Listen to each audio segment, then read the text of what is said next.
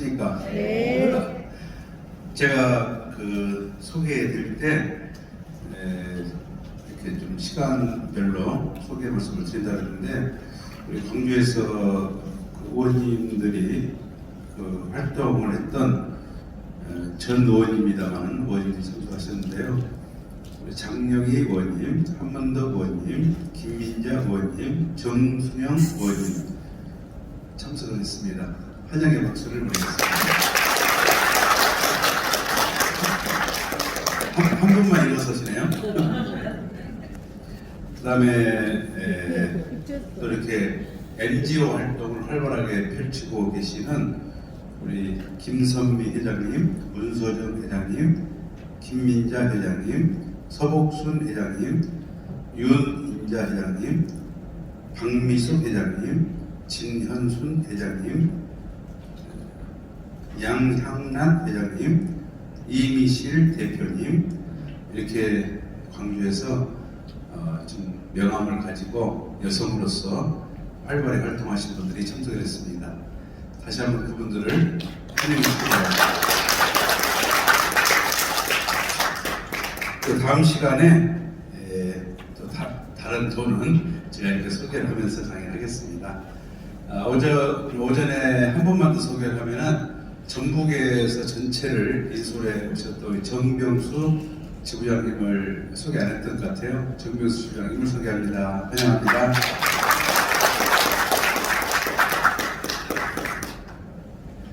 우리가 인생을 살면서 이제 여러 환경이 자기 자신을 생각해보는 그런 환경과 또 지적 수준이 되었다, 이렇게 생각합니다.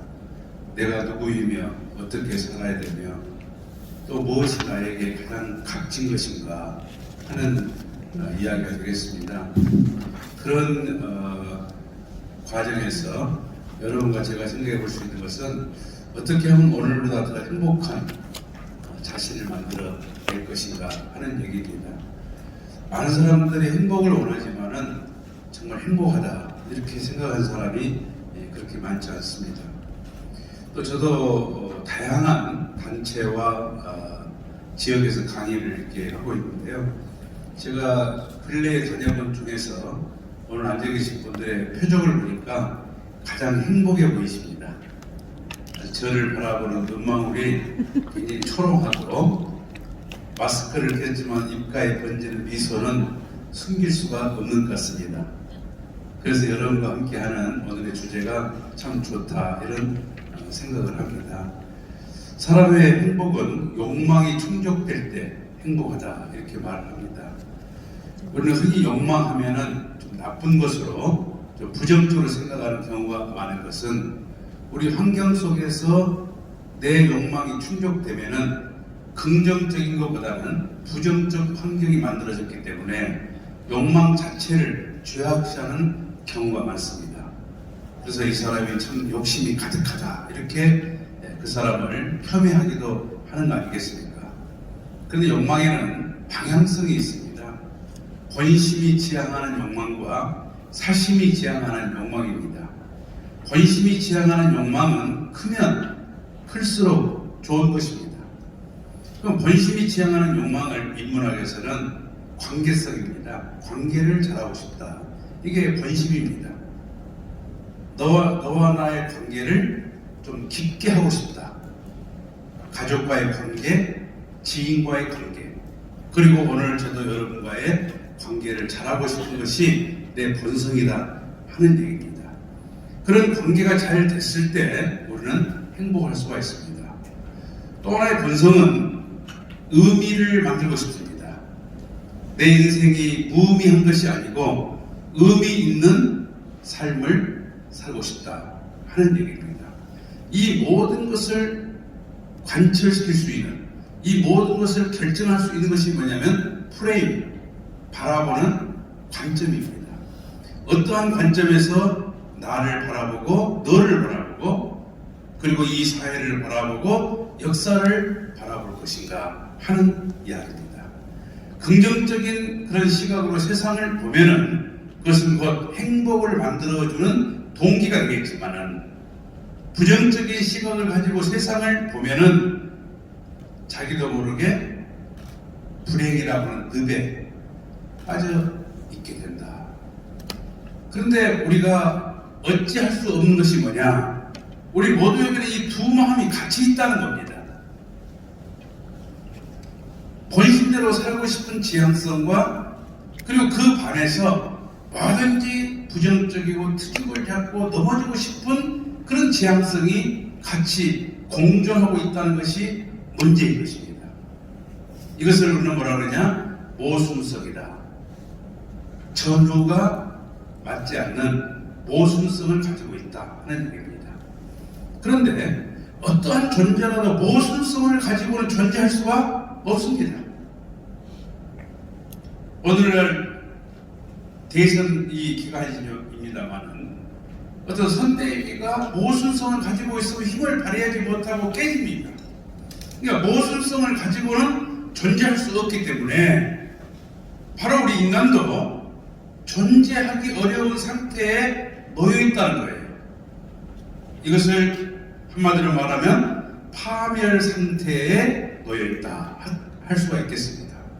그래서 성서를 보게 되면은 내 본성으로는 하나님의 뜻을 쫓으려고 하지만 또 하나의 다른 마음이 그 마음을 억누르고 악의 지향성을 추구하려고 한다.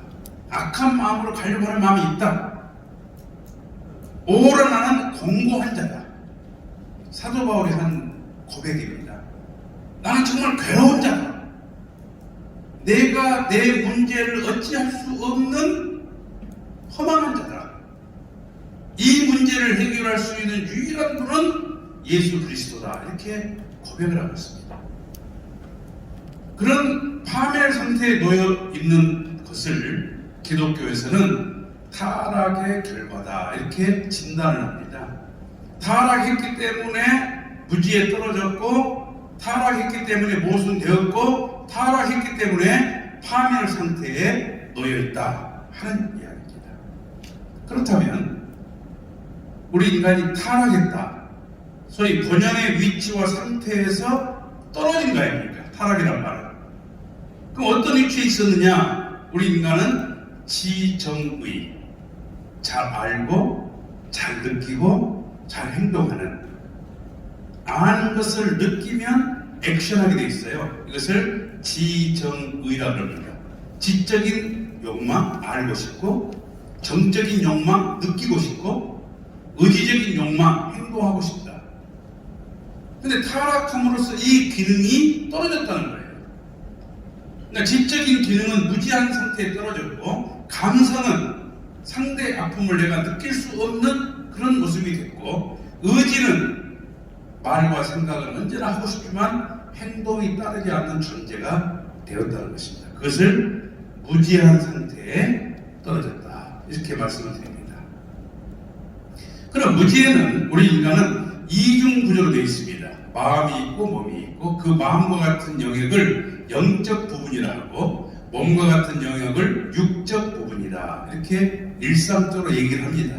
그러니까 무지에도 영적인 무지와 육적인 무지가 생겼는데, 영적인 무지는 뭐냐? 신이 존재하는가 하는 이야기입니다.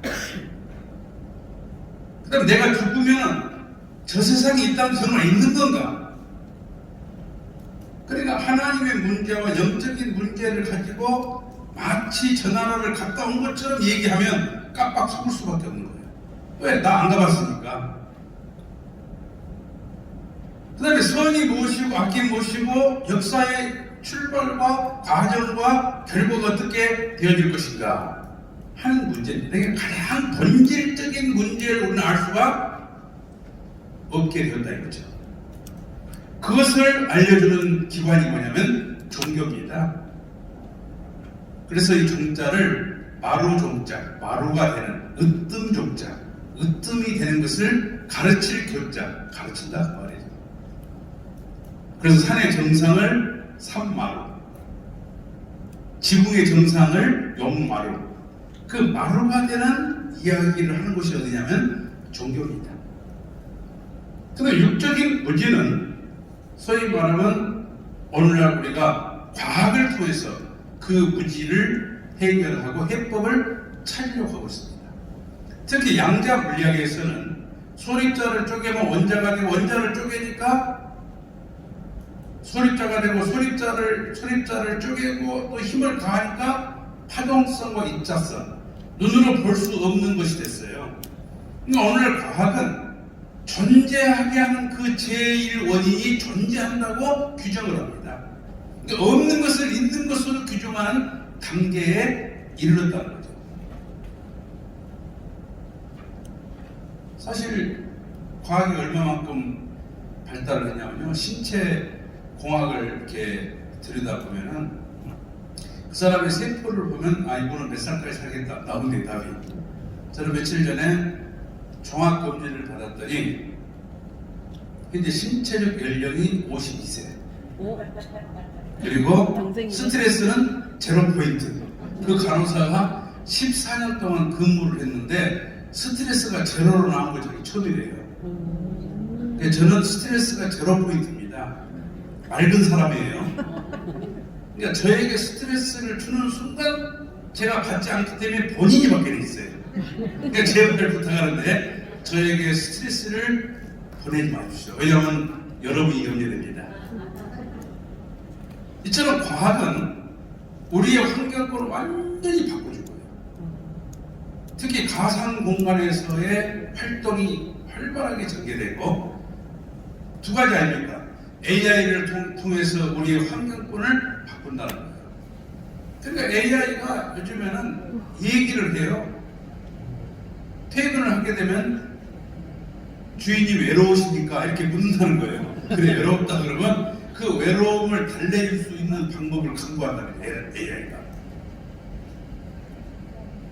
찌개를 끓이면서 매운게 끓일까요? 싱겁게 끓일까요? 이것도 물어봐. 그러니까 이 과학의 발달에 의해 가지고 우리 환경권이 완전히 바뀌는 상태에 이르렀다. 그러니까 이 두 가지 영역에서 한 가지만을 주장하는 편협된 사고를 가진 사람은 이 시대에 원만하게 살아가기가 어려운 거예요. 그래서 종교적인 의식, 이게 굉장히 중요합니다. 과학적 사고, 종교적인 의식과 과학적 사고 하나 돼야 돼요.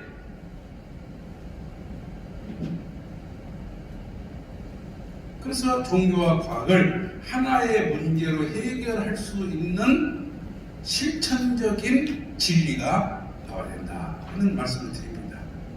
그럼 그런 진리를 우리가 어떻게 찾아볼 수 있을 것인가 한번 보겠습니다. 보이지 않는 하나님을 한번 여러분에게 소개를 해드린다면, 모든 존재는 결과가 있어요. 우리가 인식론이 발전을 하면서 인과의 법칙을 배웠잖아요. 원인 없는 결과가 있을 수 없다. 그거 아닙니까? 한 폭의 작품을 보면은 그 작품 속에 작자의 생각과 사상과 그 작자가 현재 처해 있는 환경을 그대로 드러냅니다. 그러니까 작품으로 보면 작자 아는 거예요. 사람의 얼굴을 보면 그 사람의 마음을 들여다볼 수 있잖아요. 그래서 눈빛은 그 사람 마음의 창이라고 그러지 않습니까? 그러니까 하나님이 지어놓은 이 피조 만물 세계를 보면은 하나님을 알 수가 있다 하는 얘기입니다. 그래서 로마서 1장 1절을 보면은 피조 만물 세계를 보면서 하나님이 없다고 얘기하는 것은 핑계에 불과하다. 정말 과거에는 이런 얘기를 하게 되면은 잘 알아듣지 못했어요. 자세한 설명이 필요했어요. 근데 여러분도 산책을 하거나 산과 들을 바라보면서 그 신비함에 굉장히 놀래고, 이것이 우연히 생겨났다고 생각하는 사람이 요즘에 거의 없습니다. 하나님을 찬양할 수밖에 없구나. 그리고 그 자연이 누구를 위한 것이냐? 나를 위한 것이구나. 흐르는 물, 지나가는 바람, 그리고 봄이 되면 샘솟는 나뭇잎, 하늘에 떠있는 해와 달과 별이 내 신체적 조건과 관계없는 것은 하나도 없어요. 모든 것이 인간을 위해서 창조하신 하나님의 사랑이기 때문에 그 하나님을 찬양할 수밖에 없다는 것을 무신론자이건 유신론자이건 받아들일 수밖에 없는 환경이다. 그래서 핑계에 불과하다. 이렇게 말합니다. 그렇다면 존재하는 것을 우리가 바라볼 때 보편적이면서도 공통적인 사실이 있으면 그걸 진리로 받아들입니다.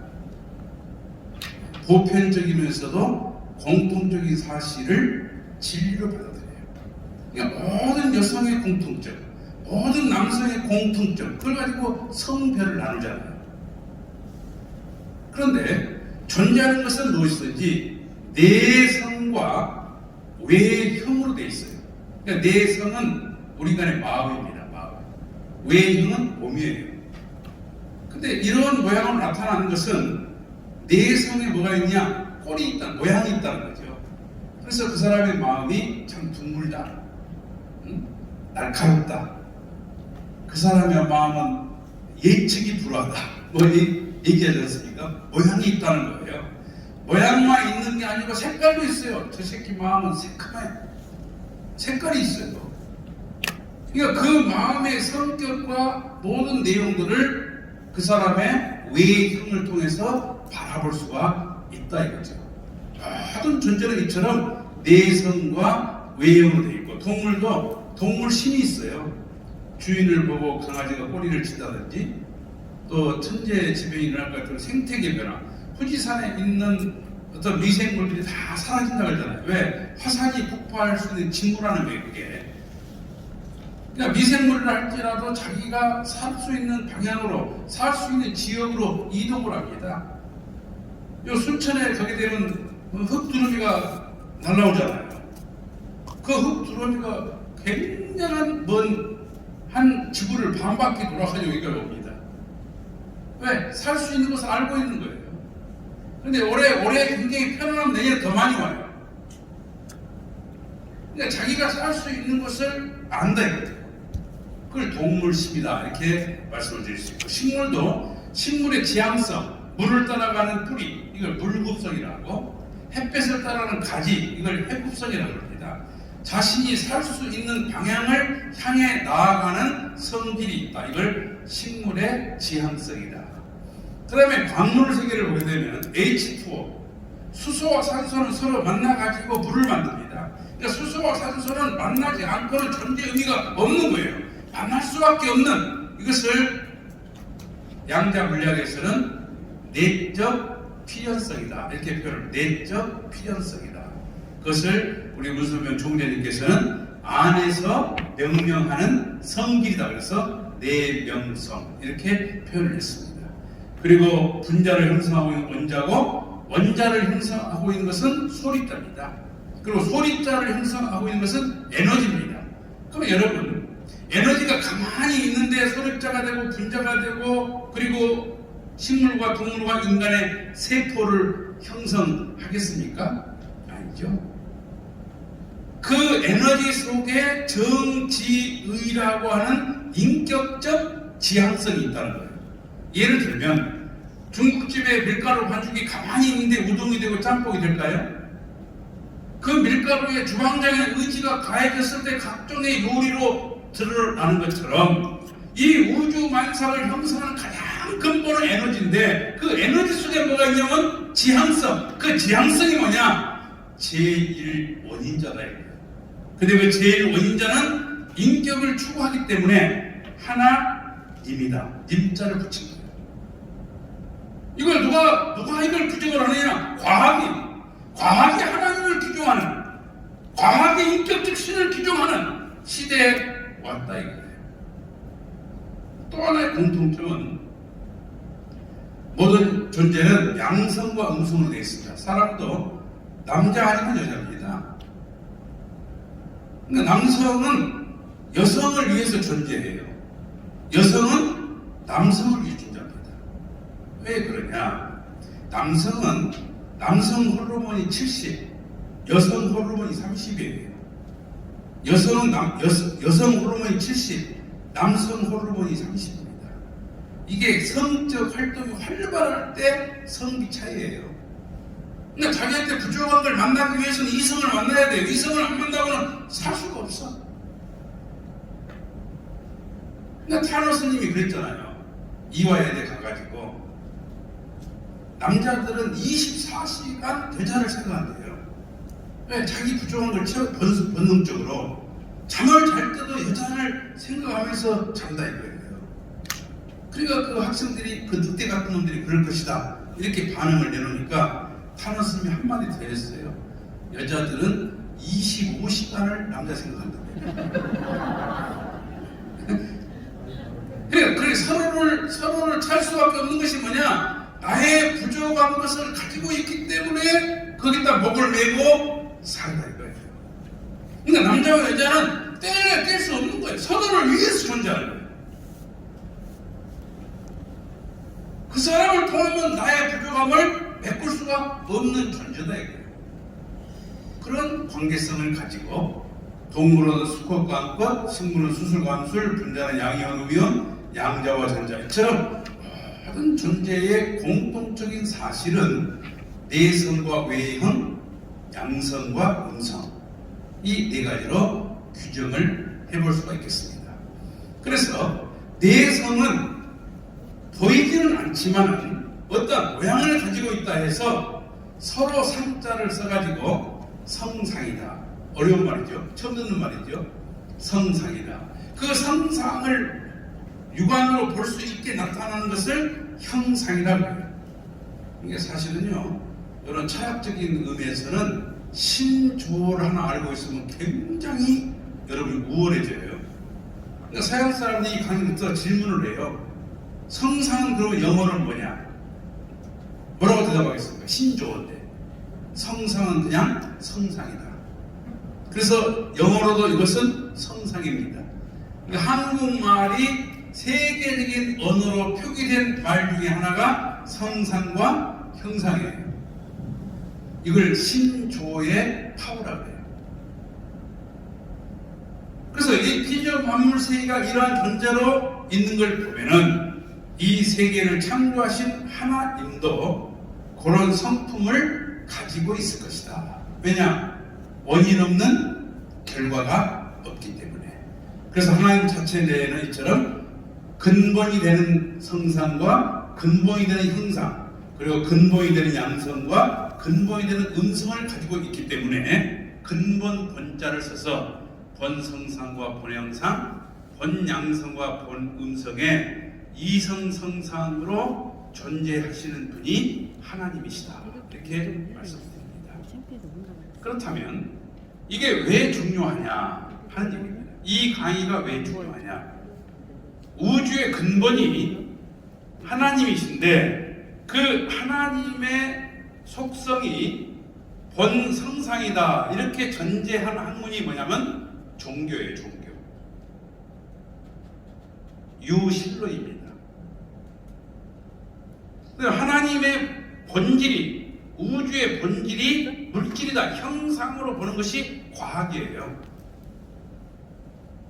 그러니까 종교와 과학의 싸움은 본질적인 문제예요.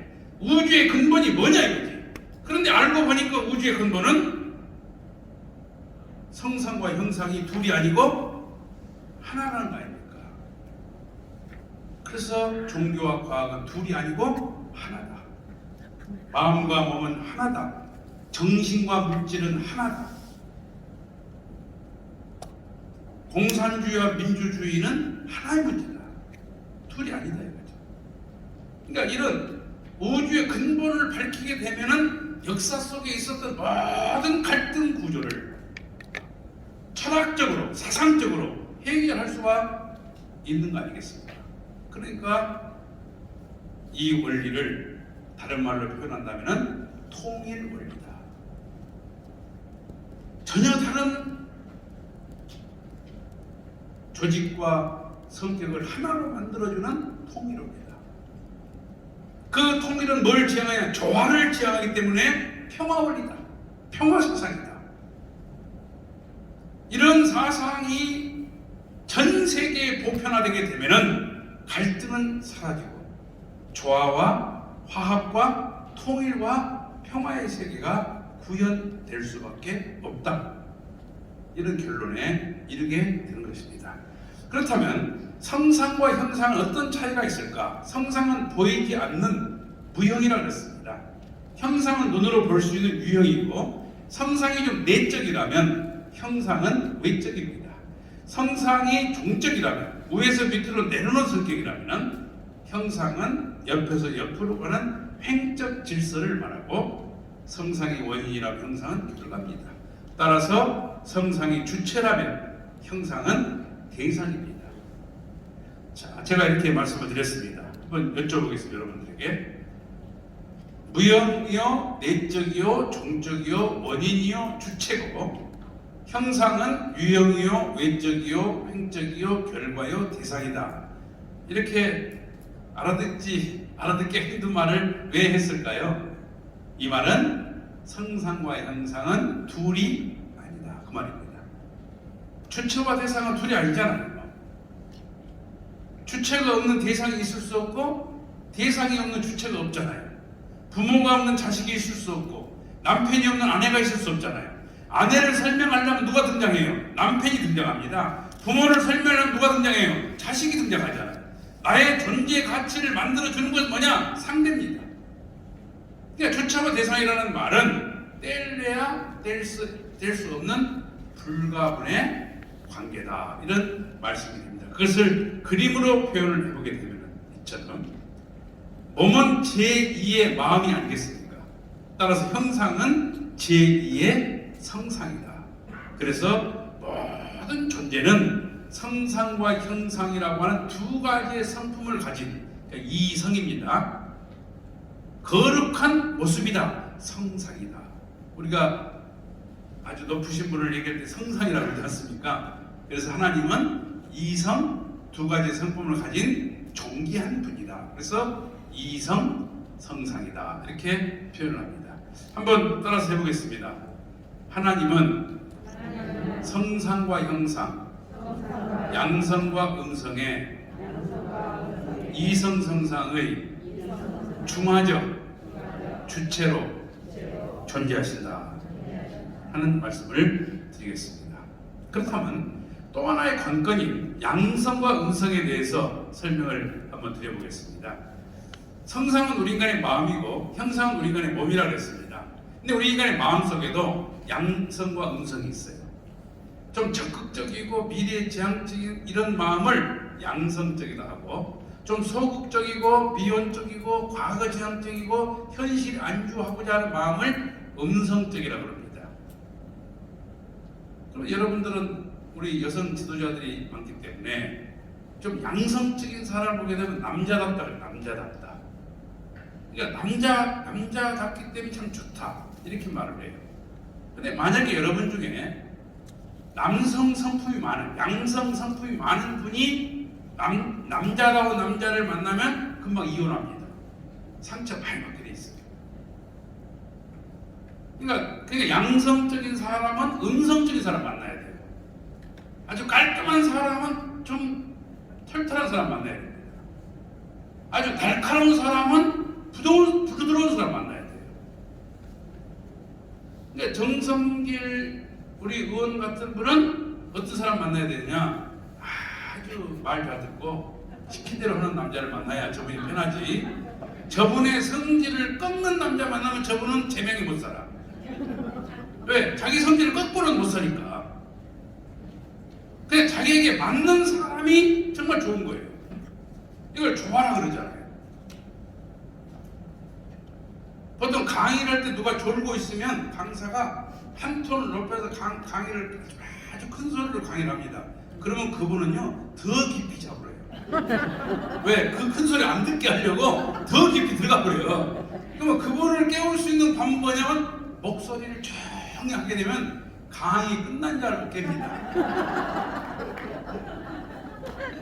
그러니까 목소리도 이렇게 음향이 조화가 있다, 음향이 조화가. 또 우리가 몸도 그렇잖아요. 몸도 음향의 조화가 잘 된 사람을 건강하다, 비유가 좋다, 비율이 잘 돼 있다, 이렇게 말하잖아요. 그러니까 양성과 음성은 성상과 형상이라고 하는 그 본질적인 성품을 받쳐주는, 규정해주는 속성이다 이거야.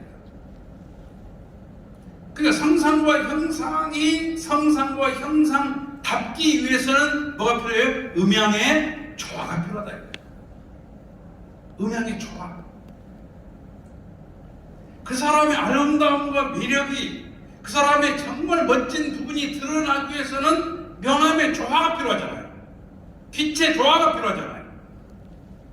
만약에 여러분이 이렇게 계시는데 불이 꺼진다. 아무리 아름다운 분도 드러나지 않습니다. 여러분들이 아름다운 모습을 드러낸 건 뭐냐? 빛이에요. 빛의 조화입니다. 빛이 없다면 모든 생명은 사라지게 돼 있어요. 그 빛과 같은 게 뭐냐? 음양의 조화다 이거예요.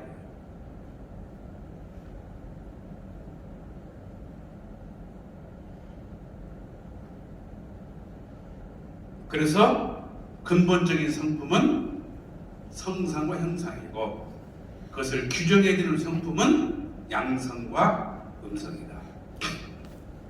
오늘 뭐 지도자들 세미나이기 때문에 약간 드라이하게 강의가 될 수 있겠습니다만은, 여기서 그래도 한 가지를 좀 짚어드린다면은, 하나님의 성상은 뭐냐?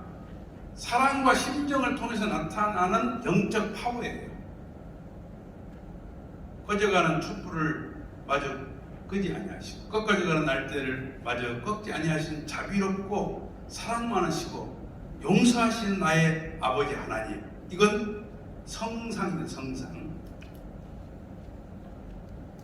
적은 믿음이 있으면 이 산을 들어 저 바다를 메꾸시는 전지전능하시고 능력이 많으신 나의 아버지 하나님, 나를 지켜주소서. 이건 하나님의 형상이에요. 하나님의 형상은 뭐냐? 질서와 법도를 통해서 나타나는 에너지 파워입니다. 그럼 여러분도 보십시오. 질서를 지키면 힘이 나요. 질서를 지키지 못하면 부끄러워집니다. 부끄러워지면 힘을 못 내는 거 아닙니까? 근데 질서와 법도를 지키는 사람, 시간이 지나면 지날수록 그 사람의 말은 파워가 있어요. 그러나 질서와 법도를 어기는 사람은 시간이 지나고 그 본질이 드러나면 힘이 없는 거 아닙니까? 그리고 누군가를 정말 사랑하면 영적 위로가 와요.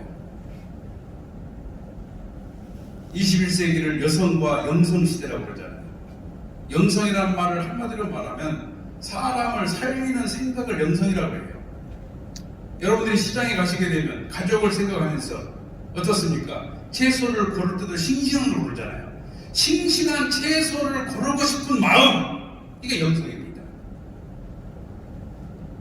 그 조직이 잘 되기를 바라면서 희생하는 그 정신, 그 영성이에요. 그러니까 영성이 건강하면, 우리 한국 사회의 영성이 건강하고 영성이 강해지면 한국 사회가 어떻습니까? 세계를 주도할 수 있는 에너지를 갖는다 이거예요. 그 영성을 강화시키는 게 뭐냐? 하나님의 성상이에요. 사랑하고 심정적으로 보듬어주고 하면은 엄청난 위로가 와요. 내게 위로가 옵니다. 내가 나를 자부하고, 내가 나를 긍정하고, 내가 나에게 긍정심이 생기면서 스스로가 위로가 되는 그 영역, 이것이 하나님의 성상입니다.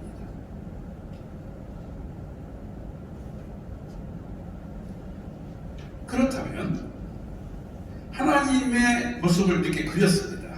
하나님은 홀로 계실 때는 무형이시기 때문에 어떠한 자극적 감성을 가질 수가 없어요. 근데 하나님은 심정의 뿌리입니다.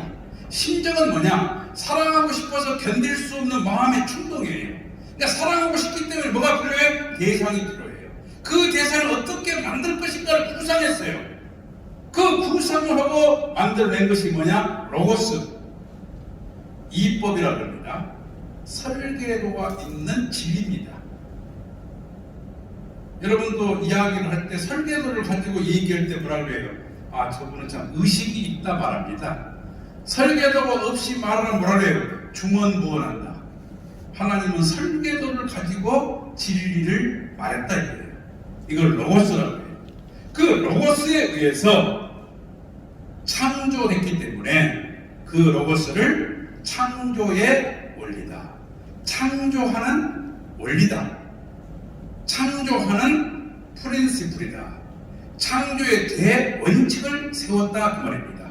그 창조 원칙에 의해서 하나님의 모습을 실체적으로 전개했는데, 하나님의 모습을 형상적으로 닮아난 것이 인간이요, 하나님의 모습을 상징적으로 닮아난 것이 만물입니다. 우리나라를 형상적으로 가리킨 것은 지도고, 우리나라를 상징적으로 가리킨 것은 태극기입니다. 그러니까 형상적인 것은 닮아 있는 거예요. 상징적인 것은 뭔가를 의미하는 거예요. 그러니까 하나님의 모습을 닮아난 인간에게도 이처럼 성상인 마음, 형상인 몸, 그리고 양성, 음성이 있고, 그리고 피조만물 세계에 있어서도 성상, 형상, 양성과 음성으로 존재한다 하는 것을 알 수 있습니다. 하나님이 구상이라면 이 원리는 뭐냐? 설계도요. 그 설계도대로 만들어진 이 피조만물 세계는 건축물이다, 이렇게 볼 수가 있겠습니다. 여러분, 건축물을 보면은 모든 것이 조화가 되어 있습니다. 어떤 조화가 되어 있을까요? 하나님의 모습을 닮아놨기 때문에 인간과 이 피조 만물 세계는 닮아 있어요. 하나의 지구를 가지고 비교를 해본다면 지구 표면에는 수목이 둘러싸여 있습니다. 사람에게는 뭐죠? 솜털로 둘러싸여 있어요. 피부가 있고 지표가 있고, 근육이 있고 지층이 있고, 혈관이 있고 제하층이 있고, 골격이 있고 암층이 있고, 골수가 있고 용암이 있잖아요. 그러니까 인간에게 있어서 몸을 따뜻하게 체온을 유지하고 살아갈 수 있도록 만들어준 게 뭐냐면 골수 아니에요, 골수. 그래, 뭔가 같은 짓을 하면 골이 빠졌다 그러잖아요. 골 빠진 인간이라고 그러잖아요. 근데 우주를 형성하고 이 지구를 따뜻하게 하고 사천을 만들고 잎이 나게 하고 열매를 맺게 하는 게 뭐냐면 이게 용암이에요, 용암. 그 용암이 넘치게 되면 분출하는 거예요. 숨을 쉬는 거예요, 지구가. 5대양 6대주, 인간의 오장육부가 펼쳐진 거예요. 1년이 12달, 24개를 되어 있잖아요. 인간의 갈비뼈가 12개, 24개입니다.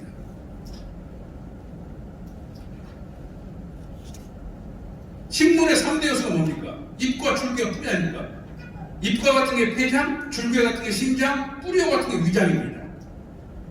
이것을 정치문화로 바꾼 것이 뭐예요? 입법, 행정, 사법 아닙니까? 근데 위장과 심장과 폐장은 서로가 관여하고 서로가 누르면 사람 죽어요. 이게 합병증의 원인 아닙니까?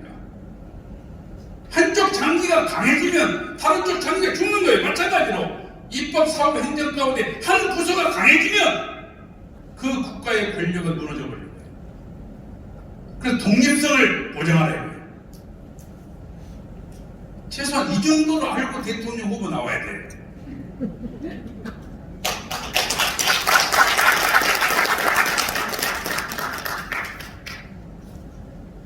그래서 하나님의 모습을 그대로 닮아난 이 피조 만물 세계의 속성을 보게 되면 두 가지입니다. 개선 진리체입니다. 모든 존재는 스스로의 진리체다 이거예요.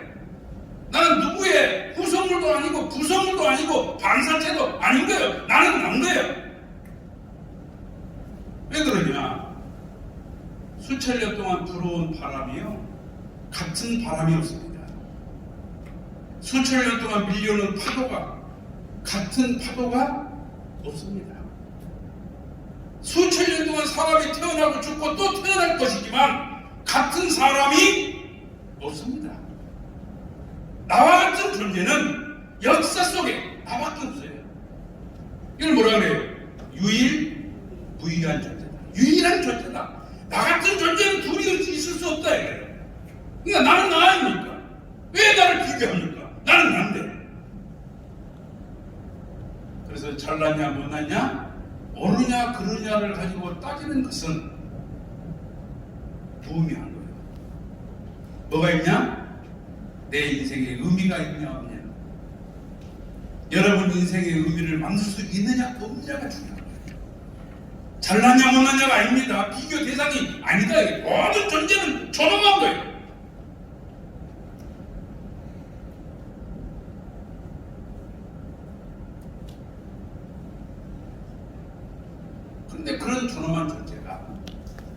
사회적 동물이라고 하지 않습니까? 혼자는 못 살아.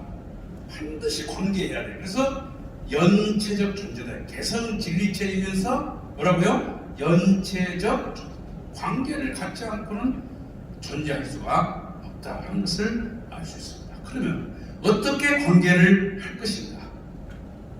제가 말씀을 드렸지 않습니까? 주체 아니면 대상이다 이거예요. 하나님 자체 내에 있는 양성과 음성이 실체로 전개된 것이 남자와 여자인데, 그 남자와 여자는 어떻든 주체 아니면 대상이에요. 그러니까 주체와 대상이 상호 관계를 맺지 않으면 주체일 수도 대상일 수도 없는데, 주체와 대상이 관계를 맺도록 하는 그 힘이 뭐냐? 만유 원력 하나님이세요. 그래서 주체와 대상이 상호 관계를 맺도록 상대 기준을 조성합니다. 그러니까 여러분과 저도 지금 상대 기준이 조성이 됐어요. 지금 상대 기준이 조성 안 된 분은 지금도 딴 생각을 해요. 중간에 갈까? 아니면 화장실 나도 살짝 빠져가지고 커피숍에서 좀 놀다가 들어올까? 여러분들은 저하고 지금 상대 기준을 이루지 못하고 생각이 지금 방황하고 있는 거예요. 근데 상대 기준이 형성이 되면은 반드시 뭐가 벌어지냐? 작용이 벌어져. 작용. Give and take action. 줄 숫자, 받을 숫자, 수수 작용이 벌어져요. 그러니까 수수 작용이 벌어지면 여기서 내가 알지 못하는 에너지가 발생을 해요. 그것을 수수 작용의 힘이다. 그 수수 작용의 힘에 의해서 우리는 존재하고 생활하고 활동하고 관계 맺고 창조적인 역사를 펼쳐 나간다. 그러니까 주고받는 관계가 참 중요해요. 그래서 사람은 좋은 사람 만나려고 해. 그 좋은 사람과 좋은 에너지를 주고받으려고. 선한 사람 만나려고 해요. 아름다운 사람 만나려고 하고 멋진 사람 만나려고 해요. 그래서 부류라고 그러잖아요. 부류. 내가 노력하는 것은 나와 같은 부류의 사람을 만나기 위해서 노력한다 하는 거 아니겠습니까? 그렇다면 이 만유 원력과 수소 작용을 한번 설명을 드려보자면, 만유 원력은 하나님에게서 나오는 원천적인 에너지입니다. 근데 수소 작용은 너와 나의 관계를 통해서 나타나는 결과적인 힘이에요. 그래서 만유 원력이 원인이라면 수소 작용은 결과입니다. 미국에 가야 되면 후보 대통령이 만들어 놓은 후보댐이 있어요. 그 후보댐 속에 있는 그 에너지, 그 거대한 댐 속에 고여있는 물은 가공되지 않는 힘입니다. 그러니까 가공되지 않는 힘은 만유원력이에요. 근데 200m 낙폭을 통해 가지고 그 물줄기 힘에 의해서 수력발전소가 돌아가고 그 수력발전소에 의해서 3개 주의 에너지를 공급해요. 그러니까 수력발전소에 의해 가지고 플러스 마이너스가 돌아가서 만드는 그 에너지는 뭐냐? 수소작용의 힘이다 이거예요. 예, 가공되지 않은 힘은 만유원력, 가공된 힘은 수소작용의 힘이다. 눈으로 볼 수 없는 것은 만유원력, 우리가 먹고 마시고 서로 볼 수 있는 것은 수소작용에 의해서 형성된 힘이다 하는 것을 알 수가 있습니다. 그래서 만유원력이 내적이라면 수소작용 내적이요, 만유원력이 주체라면 수소작용의 힘은 대상이다. 만유원력이 위에서 밑으로 떨어지는 종적이라면 수소작용의 힘은 너와 내가 만들어내는 횡적 질서를 가지고 있다 하는 것을 알 수 있습니다. 예를 한번 들어보겠습니다. 모든 광물 세계도 수소작용이 없으면 소멸돼요. 양자와 전자가 주고받으면서 원자가 있고, 양이온과 음이온, 양전과 음전이 서로 주고받음으로 말미암아 분자와 전기를 발생합니다. 이 수소작용의 관계가 끊어지면 어둠의 세계가, 칠흑 같은 어둠의 세계가 우리 모두를 삼키게 합니다. 식물 세계도 마찬가지입니다. 수술과 암술이 주고받아야 번식이 벌어지잖아요. 식물의 이파리는 그 잎에 의해 가지고 열매가 완성돼요. 그러니까 잎이 부실하면 열매가 맛이 없어요. 왜? 잎에서 만들어지는 탄소 동화 작용에 의해서 이게 줄기를 통해 나타납니다. 뿌리에서 수분을 흡수해서 또 줄기로 더 올라갑니다. 이걸 도관과 사관이라고 해요. 우리 인간의 동맥과 정맥처럼 도관과 사관이라고 하는 이 기능이 막혀버리게 되면 식물은 시들고 과일은 떨어져요. 그러니까 모든 존재는 수소작용을 통해서 많이 존재한다. 그러니까 제가 이렇게 열심히 강의를 하면 여러분들이 박수를 치는 게 뭐냐, 이게 수소작용이에요.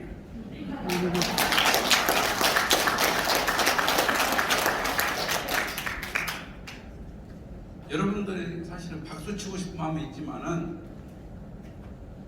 강의도 열심히 집중하다 보면 박수 치는 걸 잊어버려요. 예, 그 박수 칠 기회를 드리는 게 저의 서비스입니다.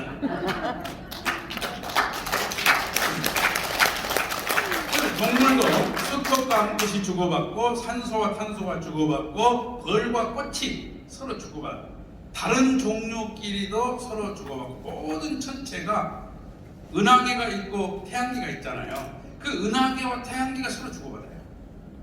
관계없이 존재하는 것은 이 세상에 하나도 없다. 우리가 몰랐을 뿐이지. 또한 우리 인간을 보게 되면 숨을 내쉬면 들이쉬어야 됩니다. 내쉬고 들이쉬고 숨을 계속 들이쉬어도 죽고 계속 내쉬고 들이쉬지 못해도 죽어. 근데 잘 먹고 잘 싸야 돼. 먹기만 하면 이게 큰 고통이에요. 몸속에 이게 차가지고 몸에 배가 불러오면서 그럼 그 기계를 넣고 빼내자. 그 다음에 동맥과 정맥이 서로 주고받지 못하면 어떻습니까?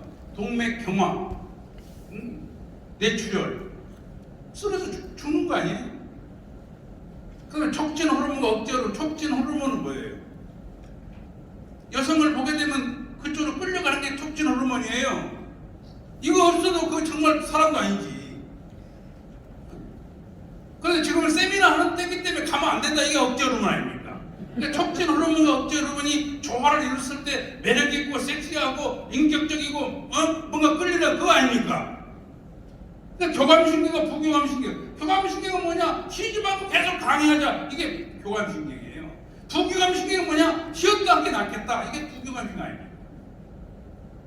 그러니까 모든 존재는 이처럼 주고받는 관계 속에서 존재하고 의미를 부여하고 활동하고 한다. 그래서 성서를 보게 되면은 너희가 대접을 받고자 하느냐? 먼저 대접을 하라. 수수작용의 대원칙은 먼저 하는 거예요. 먼저. 그래서 줄 숫자입니다. 주고 받는 거예요. 받고 주는 것, 이건 수수작용 아니에요.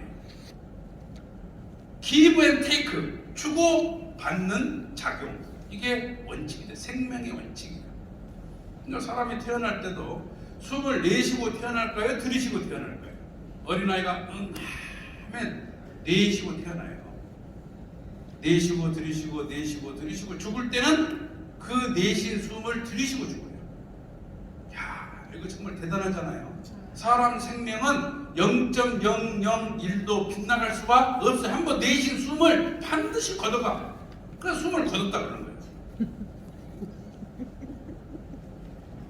어때, 여러분 안 걷어가겠어요? 그래서 대접을 받고자 하느냐? 먼저 대접하면 대접받는다 이거예요. 비판을 받지 아니하려거든 비판하지 말라. 네가 비판하는 그 비판으로 비판을 받을 것이다. 그러니까 남의 흉을 많이 보는 사람일수록 흉이 많아. 한번 보십시오.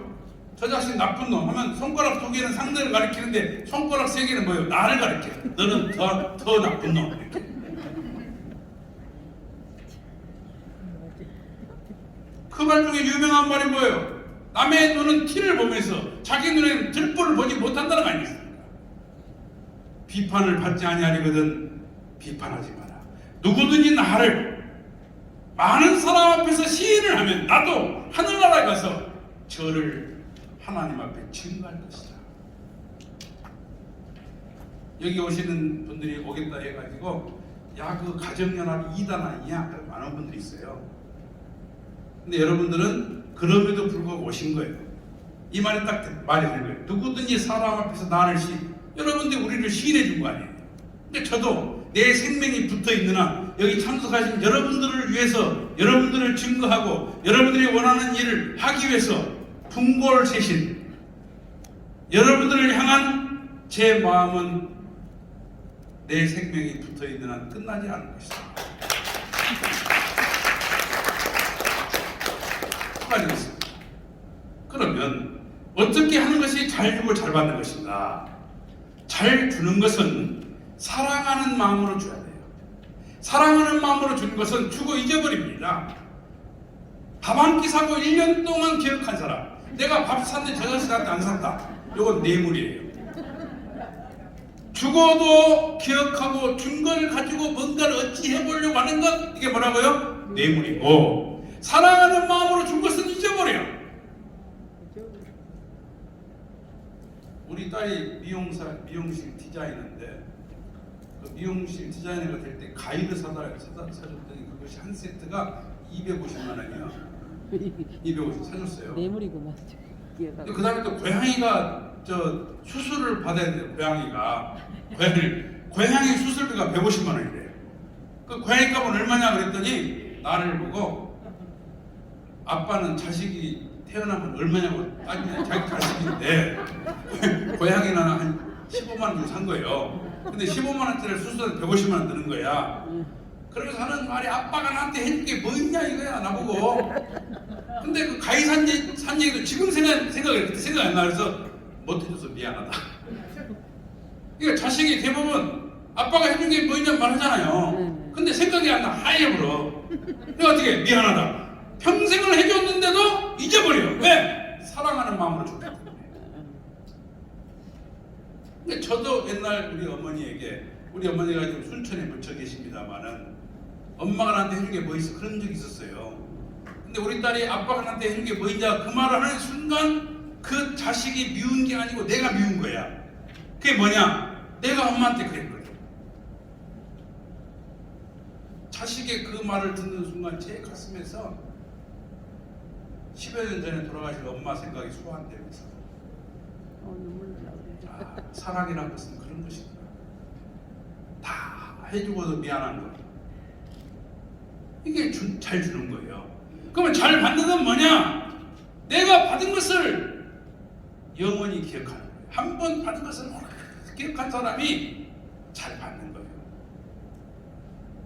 근데 받고 나서 금방 잊어버리고 네가 나한테 뭐 해줬냐? 그러면 안 된다 이거예요.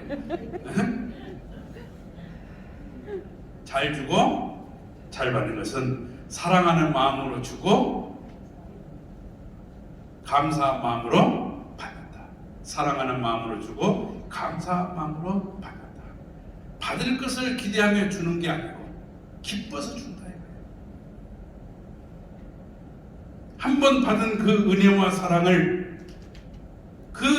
나에게 주신 그 배경, 돈을 줬다면 그 돈의 배경, 동기를 생각하면서 오래오래 기억하는 그 마음이 중요하다. 그런 관계성이 이루어진 것이 어디냐면 가정입니다. 여러분 가정은 어떨까요? 네 가지의 속성을 저는 설명드리고 싶습니다. 가정은 사랑이 만들어지는 것입니다. 자녀의 사랑, 형제의 사랑, 부부의 사랑, 부모의 사랑. 그 사랑이 만들어지는 것은 가정이에요. 가정을 형성하지 못한 사람에게 부부의 사랑이 뭐냐고 물어보면, 부모의 사랑이 뭐냐고 물어보면 그건 말할 수 없는 거예요.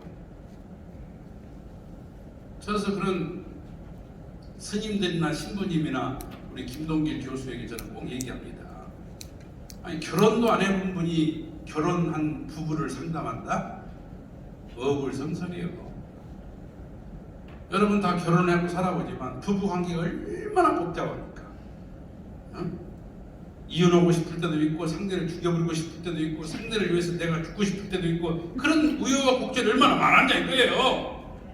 그런 과정을 모르는 사람이 나타난 현상을 가지고 네가 참아라, 참으려고 해봤거든. 그래도 안 되니까 지금 온 거 아니냐고.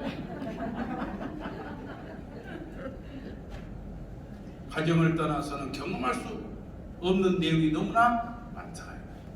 그 사랑이 체득될 때, 그 사랑을 고민하고 경험하고 체득될 때 형성되는 것을 인격이라고 그러잖아요. 인격. 그러니까 부모의 사랑을 받으면서 형성되는 것이 자녀의 인격이고, 그 자녀의 인격이 건강한 사람은 기성세대에 대한 거부가 없어요. 왜? 모두가 자기 부모처럼 생각된다 이겁니다. 형제간에 서로 싸우고 화해하면서 형성되는 인격을 형제의 인격이라 하고, 이 형제의 인격을 사회성이라고 해요. 그러니까 형제간에 서로 관계가 좋은 사람은 사회성이 건강해, 친구를 잘 사귀어. 그런 사람이 결혼하면 모든 문제를 잘 헤쳐나간다 이거예요. 부부의 사랑을 체득하면서 뭘 배우느냐? 인생은 이런 것이구나. 인생의 희노애락과 고진감대와 인생의 모든 것을 가르쳐주는 것이 내 남편이고, 인생의 모든 걸 깨닫게 하는 것이 내 여자예요.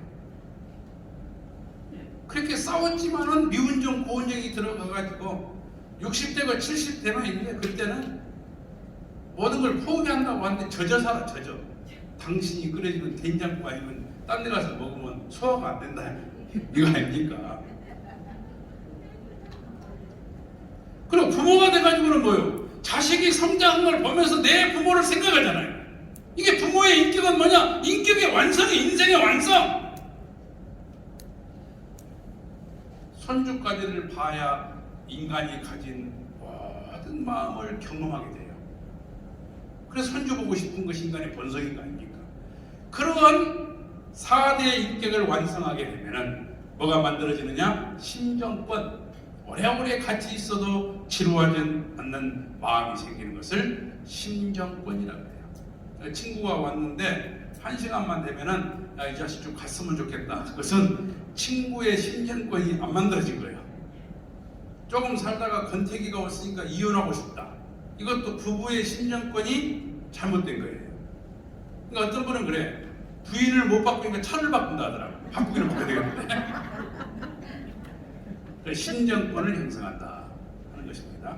그러면 심정권을 형성하게 되면 어떻게 될까? 우리는 부의 시대가 있었고 19세기죠. 20세기죠. 20세기는 웰빙의 시대고, 웰빙, 물질과 정신세계 같이 위로를 받는다. 그 다음에 지금은 웰다잉의 시대다.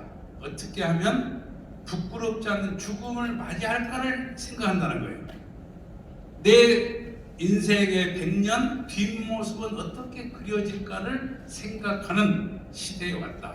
그럼 그런 세계가 있을까? 존재한다. 그 말은 종교적인 믿음을 가진 자나 자신이 직접 꿈을 통해서나 영적 체험을 통하거나 영적 현상을 느꼈던 사람은 그런 세계가 있다 이렇게 생각을 하고, 아주 이성적인 사람은 그런 세계가 뭐 있겠어?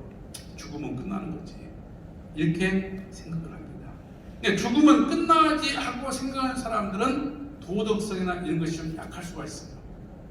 그렇다면 제가 한번 여러분께 소개를 해보겠습니다.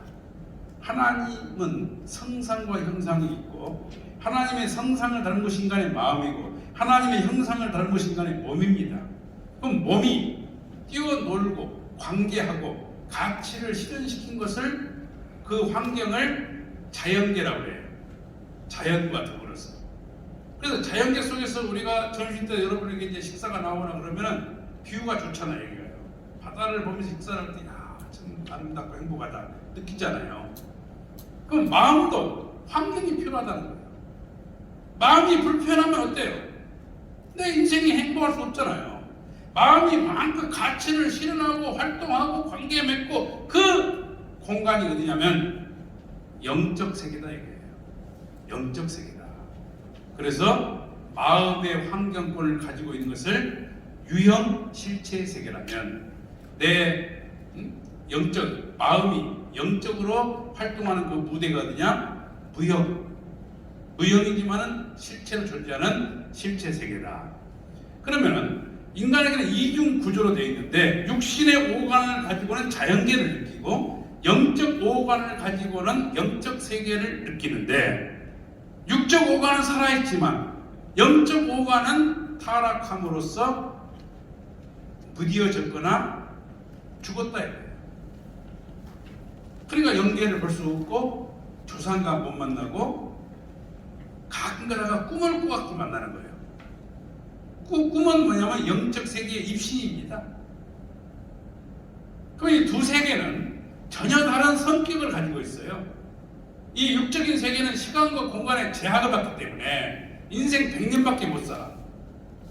저도 약 30개 나라를 다녀봤어요. 각 나라를 넘어설 때마다 인생관이 바뀌어요. 역사관이 바뀝니다. 그러니까 내가 얼마만큼 많이 가면 달나라 가게 되면 우주관이 바뀌어요. 만약에 별나라를 가게 되면 은하계, 태양계에 대한 관념이 전혀 바뀔 거예요. 근데 육신을 쓰고 있기 때문에 다 못 가는 거예요. 그러니까. 그런데 영적 세계는 시간과 공간을 초월해. 그래서 영원히 사는 거예요. 영적 세계는 안 죽어. 그래서 마음은 항상 청춘이에요. 여러분이 죽게 되면요, 자기 인생에서 가장 아름다웠던 모습을 가지고 산대요.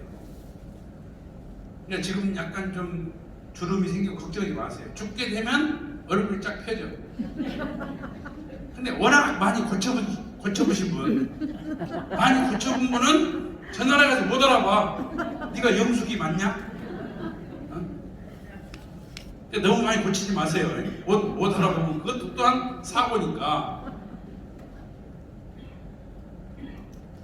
그러니까 우리 인간은 이 순간의 세계에 살기 때문에 100년을 열심히 사는 사람도 죽음을 맞이하게 되면은 허무해요.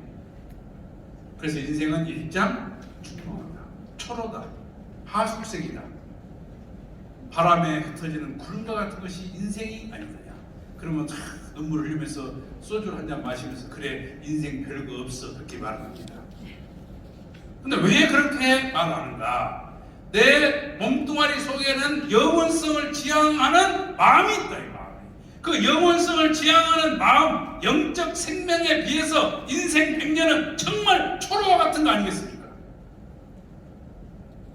내가 구체적으로 몰랐지만 내 본성이 그걸 알고 있다. 이거예요. 그래서 히브리서 8장 5절을 보게 되면은 보이는 세계는 보이지 않는 세계의 그림자와 같다. 그러니까 이 보이는 세계만을 가지고 인생을 사는 사람 마치 그림자와 같은 허무한 인생을 살 수밖에 없다 이거예요. 마치 뿌리에서 잘 자라난 꽃처럼 꽃꽂이가 아름답지만은 어떤 열매는 맺을 수 없는 것처럼 말입니다. 그래서 인생의 뿌리는 어디냐? 영적 세계다. 영적 세계에 뿌리를 둬야 된다. 그래서 생기를 코에 불어넣으니 생명이 사람이 됐다.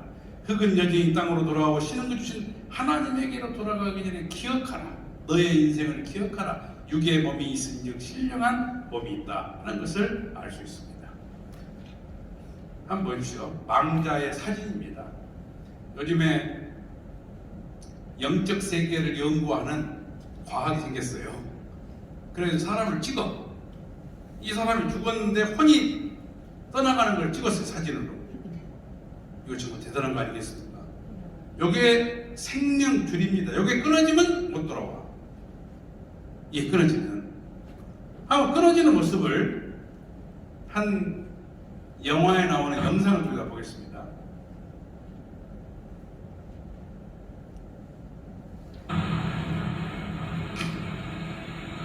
교통사고 났어요.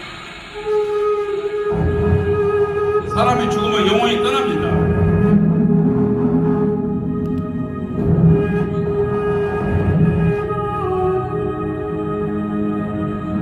근데 이 사람이 다시 살아났어요. 살아나게 다시 영혼이 들어와.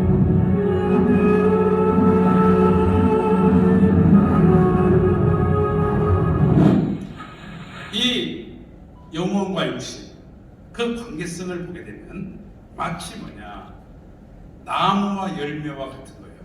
육신이 나무라면 영인체는 뭐죠? 열매와 같은 거예요. 그러니까 완성하면 떠나게 돼 있어요. 근데 영인체가 완성하지 못했을 때, 열매가 완성하지 못했을 때 그걸 잡아당기면 안 떨어져요. 가지가 끊어져요. 마찬가지로 사람이 죽음을 두려워하는 것은 영적 세계를 모르고 내 영인체가 육신을 통해서 완성해야 될 영역이 남아있기 때문이라는 거예요. 그럼 어떻게 하면 완성할 수 있을까? 육신은 육신과 육체로 되어 있습니다. 그리고 성장하는 것이 욕구예요. 성장하기 위해서는 영양소가 필요해. 빛과 공기와 음식물이 음양에 조합니다. 성장을 하면 다시 영인체에게 돌려주는 힘을 생력 요소라고 해요. 그러니까 생력 요소가 가치가 있고 선한 생력 요소가 돌아가면 마음이 굉장히 기쁩니다. 희생을 하고 올 때 굉장히 마음이 기뻐져요. 또 오늘 같은 강의를 듣고 나면은 엄청난 감동이 오래 여운이 남아요. 그러니까 기분이 좋았을 때 쏟아지는 것이 엔돌핀이라면 엔돌핀보다 5,000배 파워가 있는 다이돌핀은 말씀을 듣고 감동할 때 나타난답니다. 그러니까 말씀을 듣고 감동할 때 성령을 받았다 그러잖아요. 그러니까 다이돌핀은 뭐냐면 깨달을 때, 깨닫고 감동할 때 형성되는 호르몬이에요. 그 깨닫고 감동하게 만드는 호르몬이 뭐냐? 전문 용어로 말하면 생력 요소예요. 생력 요소. 그 생력 요소를 받은 영이체는 생신과 영체로 되어 있고, 생력 요소를 받으면 하늘로부터 생명의 요소를 받고, 그 생명의 요소를 받으면 영이체가 성장하면 다시 육신에게 돌려주는 힘을 생령 요소라고 해요. 그러니까 생령 요소를 받으면 병이 안 생겨요. 저처럼 스트레스 제로 포인트, 생명 요소를 받아요. 그러니까 생명 요소를 받고 있으면 괜히 웃어. 그럼 어떤 사람이 볼 때는 저 자식 미친놈 아니야? 근데 내가 웃어. 근데 오늘 참석하신 분들 얼굴 한 분 한 분을 제가 바라보면서 엄청 감동이 오더라고요. 야, 이런 분들과 오늘 하루를 같이 한다는 그 즐거움을 하나님이 축복하셨구나. 생명 요소가 생겨요. 내 하는 말과 행동과 실천을 통해 가지고 내 영인체로부터 내 몸에 쏟아지는 생명 요소를 받습니다. 그러니까 건강한 생명 요소와 건강한 생명 요소가 수수작용을 하게 되면은 영유아울 엄청 건강해지면서 보람을 느끼면서 행복하면서 이 즐거운 마음을 누구에게인가 전하지 않고는 견딜 수 없는 충동을 갖게 된다. 그러면 육신 생활이 왜 중요하냐? 나무가 없이는 열매가 완성할 수 없잖아요. 그렇지 않습니까? 나무의 진액을 받아가지고 열매가 완성한 것처럼 육신 생활이 없이는 서로 헌신하고 봉사하고 가치를 추구하는 생활이 없이는 영인체가 성장할 수 없는데, 영인체가 소생기만큼 성장한 영인체를 영이 형체를 띄었다 해서 영형체, 생명을 가졌다 해서 생명체, 그리고 완성, 빛을 발한다 그래서 생영체가 됩니다. 그러면 영형체는 뭐냐? 법도대로 사는 것을 영형체라고 해요. 그러니까 율법을 잘 지키는 사람의 영인체를 들여다보면 영이 형체를 띈 거예요. 근데 서로 사정이 통하고 이런 사람은 영형체. 제가 강남에서 오랫동안 목회를 했어요. 근데 그분들은 저하고는 정말 사정이 안 통하더라고요. 나는 마음 먹고 한 15만 원짜리 티를 사와도 그놈이 아까워가지고 못 입는데 그 사람들은 3,500만 원짜리 밍크오바를 샀대요. 근데 이번에 재수가 좋아가지고 500만 원을 깎았대. 그러면 12만 원짜리 산 사람이 3,500만 원 산 그 권사님하고 제가 대화가 되겠습니까? 그냥 저는 눈만 멀뚱멀뚱 뜨고 쳐다보는 거예요. 저 세계는 어떤 세계인가? 사정이 안 통하잖아요.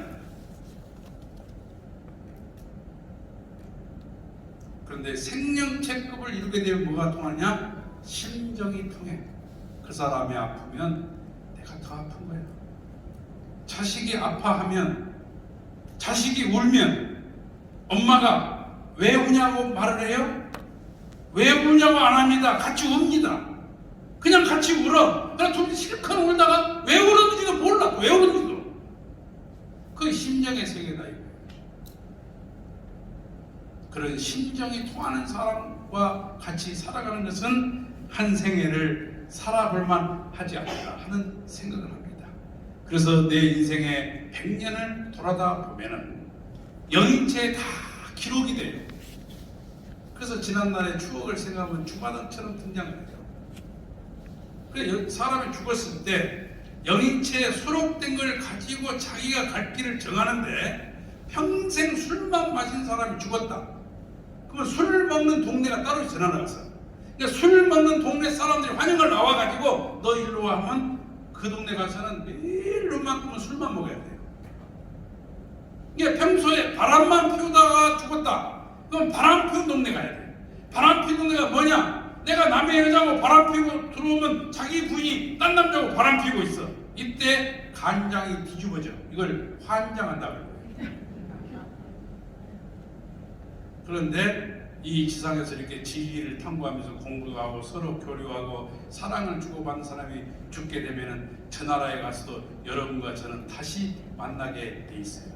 그곳에가 또 강의하면서 인생을 서로 보람있게 의미를 만들면서 살아갈 것을 알기 때문에 저는 온 마음을 다해가지고 여러분을 모실 수밖에 없는 그 세계가 있다. 자, 그러면 결론을 한번 내려보겠습니다.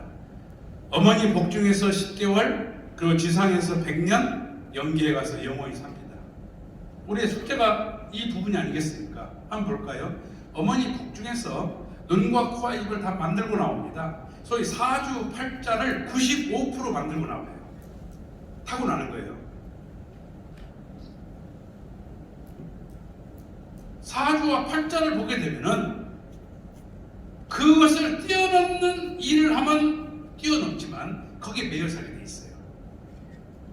근데 그 눈과 코와 입이 어디서 필요하냐면 지상에서 필요합니다. 그걸 감싸고 모든 걸 만들었던 탯줄을 끊고 나올 때 그 탯줄은 어머니 복중에서는 생명의 원천이고 생명의 젖줄이지만 아이가 태어나면 그 모태는 쓰레기통에 버려버려요. 저는 양지바라는 곳에 묻었다 하더라고요. 어머니가 큰 사람들하고. 마찬가지로 이 지상에서 사랑을 가지고 사는데 서로 사랑하는 삶 아닙니까? 그래서 얼굴에다가 여러 가지 뭐 쌍꺼풀도 하고 화장도 하고 참 거울을 보면서 하지만은 사람이 딱 죽으면요 아무 소용없더라고. 저는 봤어요. 자식이 가만히 죽으면 안 된다고 나도 같이 죽을 거라고 했는데 죽은 지 3일만 지나면 그 엄마 얼굴을 안 보려고 해요. 무섭다고 해요. 그래서 다 만들어가지고 네 엄마니까 빗으로 머리 좀 빗어봐라 그랬더니 이걸 떨어. 즉 엄마 신체를 놓고 이 빗질을 보자고 떨어. 내 영혼이 떠나는 순간 내 육신은 모든 사명이 끝나버리기 때문에 눈도 열리고 코도 열리고 항문도 열리고 모든 구멍이 열려버립니다. 뼈마디가 다 끊어지고 핏줄이 끊어져가지고 물이 샘솟듯 나오게 돼 있습니다. 요즘에는 냉동실에 들어가니까 안 나올 뿐이에요. 그러니까 어린아이가 탯줄을 끊고 나오는 순간 탯줄에 사명이 끝나면은 그것이 그냥 무명이 벌어지는 것처럼 내 인간의 육신을 중심 삼고 성장하는 영인체가 빠져나가면 육신은 존재 의미를 상실한다 이거예요. 그러니까 육신을 중심 삼은 인생관이야말로 허무한 삶이 될 수밖에 없어요. 그래서 영계가 어떻게 생겼는가를 생각하고 그 세계까지를 준비하면서 when I 내 죽음의 문제를 어떻게 할 것인가를 생각하며 오늘을 살아가는 여성 지도자 여러분 되시기를 바라면서 제 첫 번째 강의를 마치겠습니다. 감사합니다.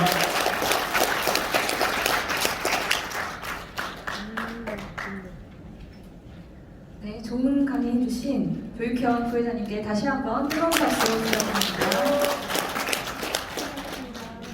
네, 이제 오찬의 시간입니다. 금일 행사에 참석해주신 지도자분들을 위해서 정성껏 오찬을 준비했습니다. 오찬 시간은 1시 30분까지입니다. 식사는 1층 레스토랑에 준비되어 있습니다. 스태프의 안내에 따라서 레스토랑으로 이동하시면 되겠습니다. 즐거운 식사 시간 되시기를 바랍니다. 감사합니다.